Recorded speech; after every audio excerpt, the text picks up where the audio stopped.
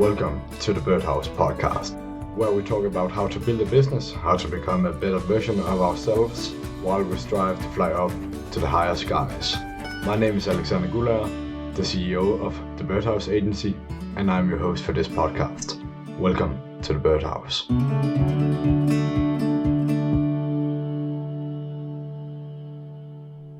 Welcome to the Birdhouse podcast. With me today I have Stephen Wynne, one of my friends and also business contacts. So Stephen, today we're going to talk a bit about the previous week's win and losses and biggest lessons. And today, as I understand, you also want to talk a bit about how to expand the business and so on. Yep. So, Stephen, can I ask, what has your biggest win for the last week been? I think my biggest win has been understanding some of my clients more. I had a meeting on Saturday that was good, about hour and a half meeting that was just understanding what the business is and where they're going, because each one of the three business partners I was working with all had different ideas of where I should be going. And so I think my biggest win was getting that corralled and getting us into a straight direction of where we need to go. Yeah, okay. So understanding the client was quite important if you want to work with people. Yeah, understood. And what has your biggest loss been for the last week? Honestly, I think my biggest loss was losing about a day of work due to the car that I'm actually sitting in, because I had a flat tire and had to wait 3.5 hours for a tow. And I had to pay about $500 for some new tires. So it was very much just unexpected. Yeah, that's just annoying. It's just because I got up a little bit, actually about at the same time. I did about an hour of work, and then I had a friend who was sick, so I was like, yeah, I'll go pick you up some food. So we talked where we wanted to go, and so I went to drive to go pick up some food, and about a quarter mile to where the place was, I got a flat tire. And so I pulled up and I was like, oh, are you kidding me? And so called the insurance, got the tow started and all that. The company that actually came to tow was about an hour away. So even after they completed the tows in their city, they had to have had somebody drive an hour that had no familiarity with the city, because I was in a confusing part of the town I'm in. And their signal was dropping in and out when they were trying to pick me up. So it took them about 45 minutes to find me. And so it was just really just straight up annoying all day. Wow. Well, understandable. But how don't you have like an extra flat tire? Not on this car, sadly. This is one of the few models. So I'm on the Ford right now. It's one of the few models that doesn't have it. It was a hybrid, so they prioritize the batteries over the tire. Sure. Okay. Well, and can I ask, what has your biggest lesson been for last week?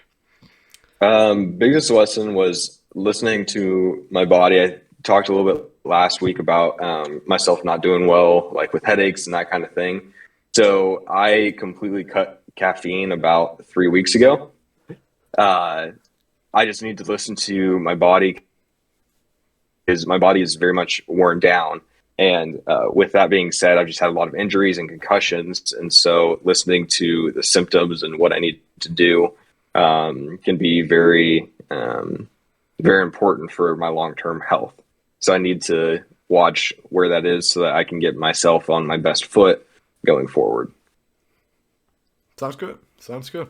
Yeah, it's definitely about keeping the body intact and up to date, and also strengthening your body, because being an entrepreneur requires you always work with your body, and if your body can't follow up, it's not good. You're going to fall behind, and it can result in severe damage if you don't listen to it and strengthen it properly and train it. Yeah. So what has your biggest lesson, loss, and win been? I think the biggest loss for me is I have been doing it so much routinely that I forgot to like put my head into it. So like when I've been training, when I've been doing work, I've just done it routinely. And the bad thing about just doing it on the routine is sometimes you just forget to like concentrate on it and seeing if what works and what doesn't work. And so one of the lessons I learned is to keep your focus on what you're doing and seeing if you're doing it properly or not, and fixing it if you see it. And so that's also a thing you can talk about with split testing.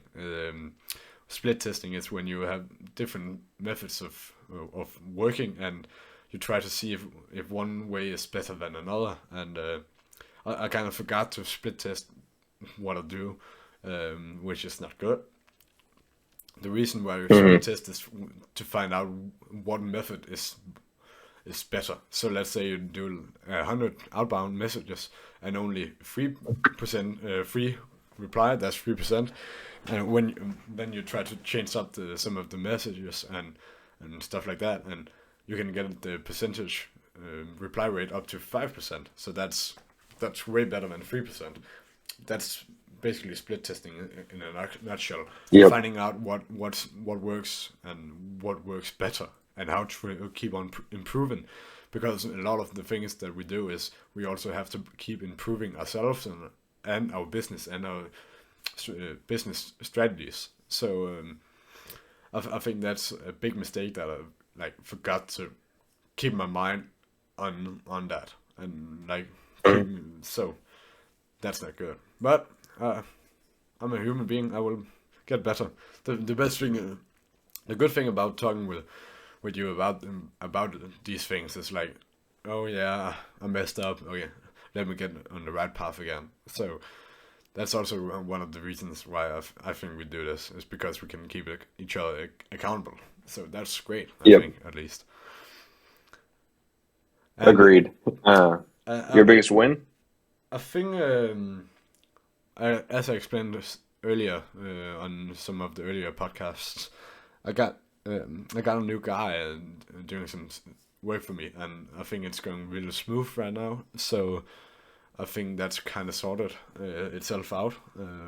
I think it's going great. So yeah, That's awesome. I'm on the right track, but I need to like keep revising the track I'm going on. So yeah. Yeah, that's awesome. And what's been your biggest lesson? I think it's to remember that you have to keep focusing on what you're doing and what you are doing and how to improve it. With split testing and training and seeing if there's anything that you could do better and trying to do it better. Yeah. Because you can easily just. Oh yeah, you did your your lesson at first. Yeah. I'm just used to doing the win-loss lesson in the order. My brain just went, I'm gonna ask it again, whatever. It's fine, it's good to repeat it.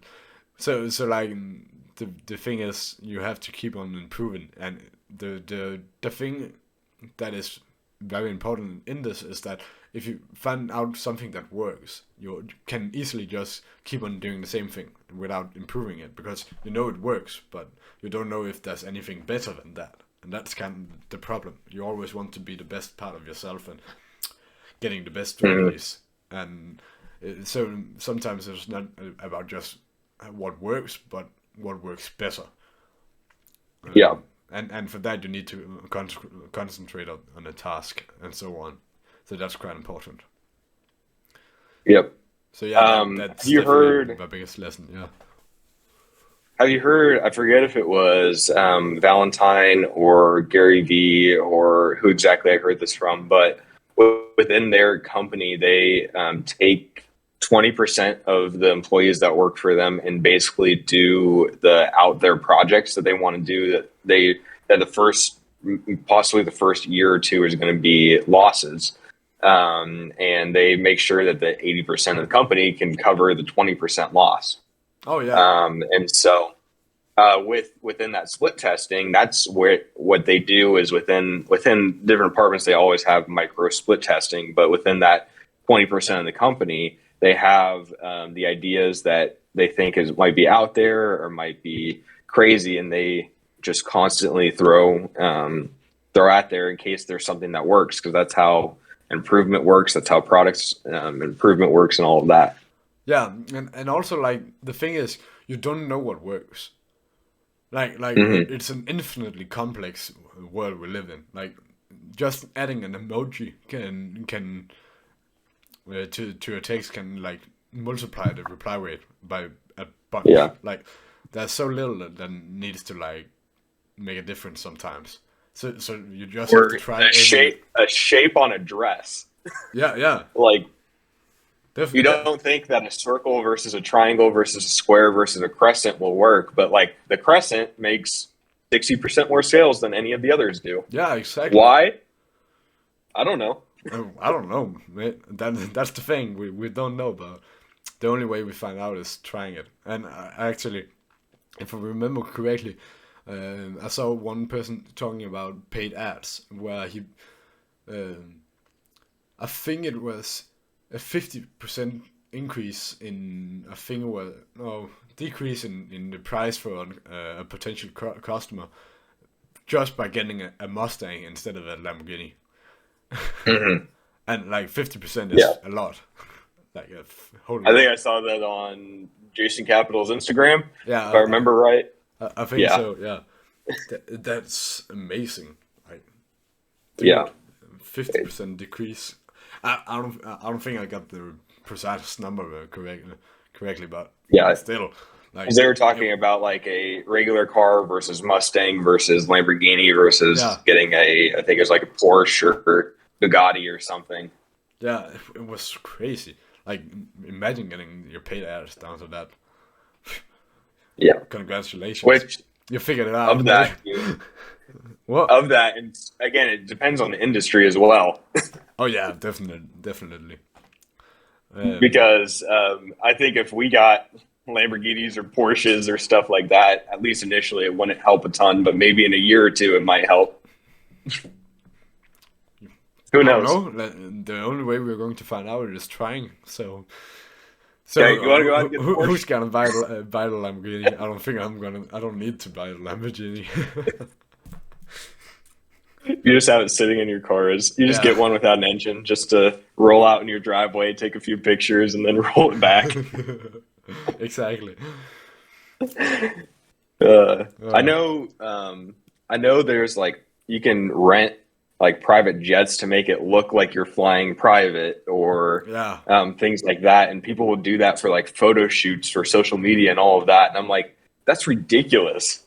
Yeah. That you want to pay If it, money for that, like. Uh, it was like if it works, it works. But yeah. I don't. I Oh, just like why. yeah, and also like Grant Cardone, which just bought a plane, a Gulfstream, something, a goddamn jet plane, like that's big. And one of the things he says, one of his mottos is, "You can't fake a plane," and like, yes, you can. There's specific studios in which you've faked the inside of a jet plane and Yeah. such. Like, I think it's quite funny to know about. That's a fact. Like, there is places Yeah. that just to fake it. Yeah. It's Like so I could funny. go. I live near Kansas City. I could go to Kansas City Airport and rent a private plane to take a picture, and it's like it's just ridiculous in my mind. Yeah, Like I don't know if I'd ever like I'd take a picture if I'm on a plane or like if I'm flying private or whatever, just because you always take a picture when you're on a plane because you know why not. Um, but it's like I just don't know if I'd ever go out of my way for a social media picture. no, I don't get that. It's just too much. Like, Yeah, too, yeah. But some people but if choose that's it, the so that's brand, fine. If there's business that's in the it, brand do they it. want. Yeah, yeah. And if there's a business in it, like, just do it. Sure. Yeah, The market is about meeting demands, and if there's a demand about that, sure. yeah.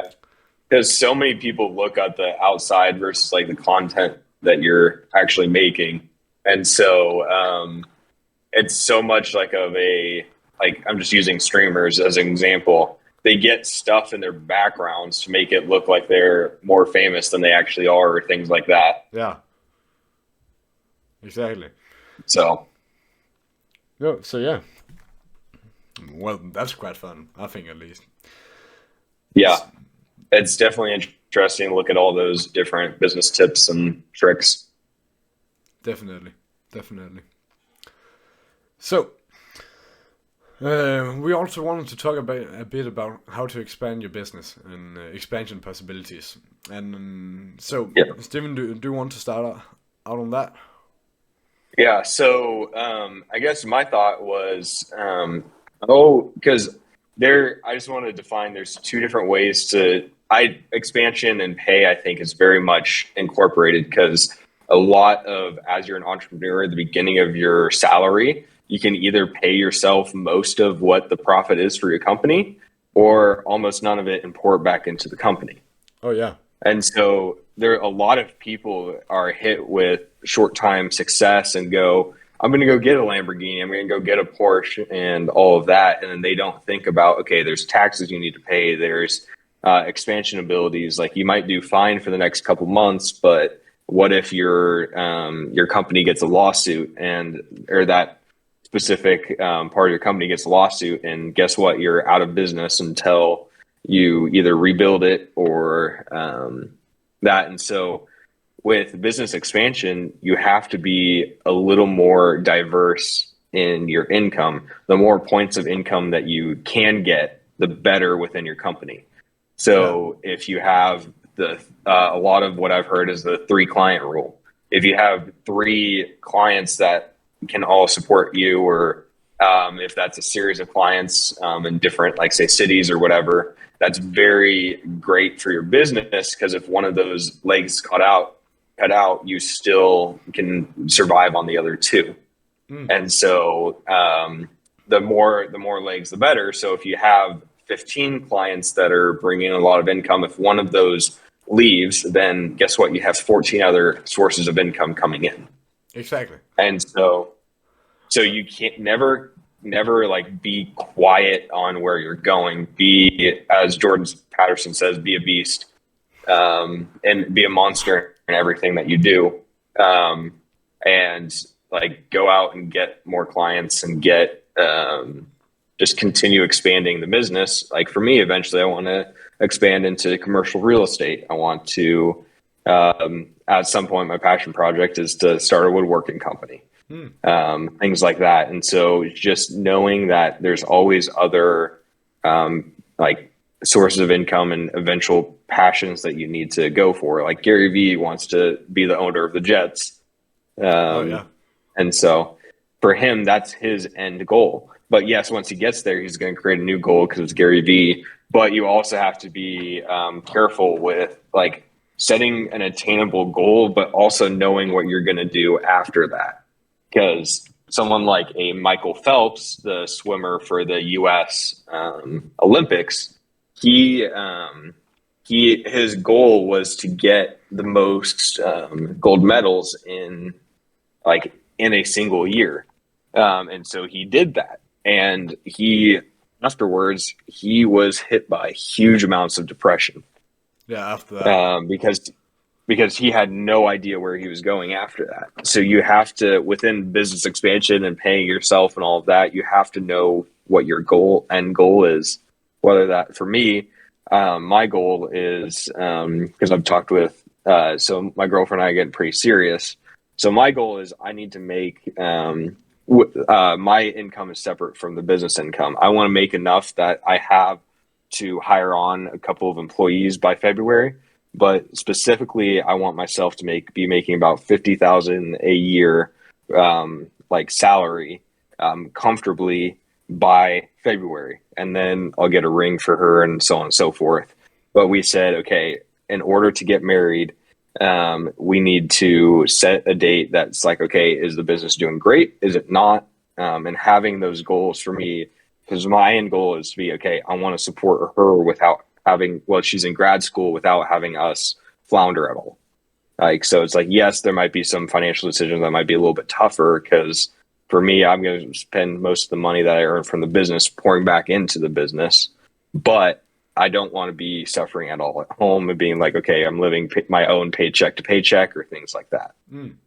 So like that's my goal of being completely financially free and paying for her grad school basically straight up for that. Hmm. Also, with the expansion part, Grant Cardone has a great quote on that. Most businesses try to reduce expenses, but he just tries to improve or expand on the income. And so instead of like Yep. reducing expenses, just make sure that you get more income. Just get more income. Get more assets, Yeah, get more more assets, more assets. assets, more assets. And actually, I don't know if you've read the book, but the book Rich Dad Poor Dad by Robert Kiyosaki talks Yes, I have. talks a lot about two things. A lot about two things: assets and liabilities. Where he says assets put money in your pocket, and liabilities put money out of your pocket. So going back to Yep. the Lamborghini, because Lamborghini example, a Lamborghini is a liability because you have to pay a lot of money to get it out, to get it, and you have to pay a lot of money to in taxes and so on, and you don't get money Yep. back on it. Where like an employee is more like an asset because you get some of the important work done and you get more money back on them, hopefully. So yeah, Yeah. And so, yeah. So, like with an employee, you also just have to be careful on who you hire because some employees can become liabilities. oh yeah, definitely, definitely. There's many stories about employees being stealing from the owner and so on. So, but sometimes you Yep. also have to like trust them. And but yeah, Yeah. Like, you and there's also it's pretty, it's pretty easy to lose trust within business. It's hard to gain it back. yeah. I think that's just general. It's not only in business, Hmm. but yeah, it's way harder to gain a good reputation than to lose it. You can Absolutely. take 20 years to build a good reputation, and you can lose it in one day. Like Yep. that's just the name of the game, though. Absolutely. But also with the expansion, one of the things that you really need to make sure that you get right is you need to write out um, what assignments you want to get done. You want to like systemize everything so that you can easily find a replacement for that. And also, if you get so like if you get one good restaurant at one place that's doing really well, and you want to expand, so you want to get two restaurants. If you don't know what works in the first restaurant, and you just open a new place and get new employees, there's no way that the second restaurant is going to go as well. You need to be sure that Yep. you know what the first one is doing right, and so you can replicate it. So sometimes one of the big predictors indicators of the people that build big franchises is their ability to like systemize the system, systemize the process, so that they can easily find people, and the people they find are very clear on the project that they need to do, and an assignment they need to do. So Yep. so yeah. Yeah, another. I guess. Sorry, I'm thinking about the books now because you showed me the book. Mm. Another things that we're talking about here. I read a book recently called the I think it's Blue Ocean Strategy. Okay. It's a very good book to try to find out what you're doing different than your competitors because it Mm. goes okay. Everyone can create a simple little website. Like you can just go on Wix.com, but what makes your website better than everyone else's? And Mm. that's what that book dives into. And then Oh. I guess another one for if you're an entrepreneur is the Lean Startup. Is another really good one of how to leverage your finances in that startup time. Um, and it goes through the different strategies of that and everything. So, two very good books that I would recommend reading as well. Cool. Can you repeat the names of those? The Blue Ocean Let me strategy and Yeah, and the other one is called The Lean Startup. Let me Lean get you the startup. authors really. All right. Yeah, let me get you the authors really quick. The Blue Ocean Strategy is by W.Chan Kim, and where I got it. And The Lean Startup is by Eric Ries.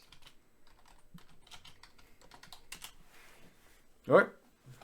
Thanks. I have too many books. I have too many books in my Audible. Well, the thing about books is like you can get a bunch of new ideas, and also you can learn from the great men of previous history. Like Yep. one book I really also want to recommend is a book called "Sell Like Crazy" by Suby. Boom boom.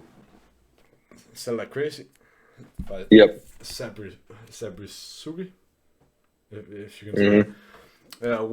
Sabri Suby is he started the company King Kong in Australia, and for I can't remember exactly how many years, but a lot of the years he got the fastest growing franchise in the whole Australia. So he knows what he's doing, and he's doing some of the same work that we do. So that's a great man to listen from.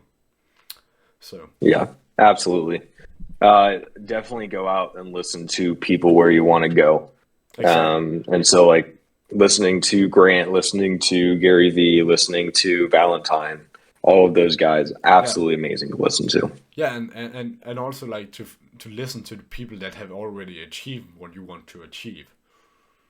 Mm, That's really the important thing. If you want to be a great marketing expert, listen to the people that are great marketing experts, and so on. And absolutely.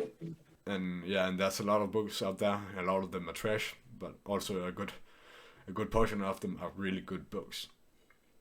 So Yep. it's about finding that gold nugget in each book, and some books have more nuggets, gold nuggets. So yeah. Absolutely. So let's get on to goals because I just got to head out here quickly. I'm about to go through a no service area, so I got to. Sure. So I'm basically parked at a mall right now. Just to pause before I go into the no service area. So my goals this week is I want to get 4 videos on TikTok. Is my goal of making not just the hey, how are you kind of videos, but like getting a good video up and going, 4 of them. And then I have another meeting with a potential client, and hopefully closing that deal would be fantastic for me. Sounds good. So I think my goal for next week is making sure that everything goes as smoothly as it can, and also like getting back. There's still a little bit I'm missing to do, so I'm getting back on schedule with that. And also I want to get a bit more publication on the podcast and stuff like that. Yeah, and I'll be sharing the podcast around on my social medias because why not? Exactly. Probably be stories through that. So, Sounds good. yep. Okay, where can we find you? So, my name is Alexander Gulla. You can find me at Instagram on the Birdhouse Agency, which I'm the CEO of, and I'm today's host. So, and Steven, where can we find you? So you can find me on Instagram, Facebook, TikTok, all under Winning Capital. I'm Steven. I'm the owner of Winning Capital. And that's winning with a Y. Yep, WYNNING Capital. Sounds good. Thanks for the podcast, Steven. And as always, I have enjoyed your stay, and I will see you. Thanks for listening to the Birdhouse Podcast. If you enjoyed this episode, follow me on my Instagram at the Birdhouse Agency and share it to your friends and family, or rate it on Apple Podcast or Anchor. My name is Alexander Gulager, and I will see you at the next episode.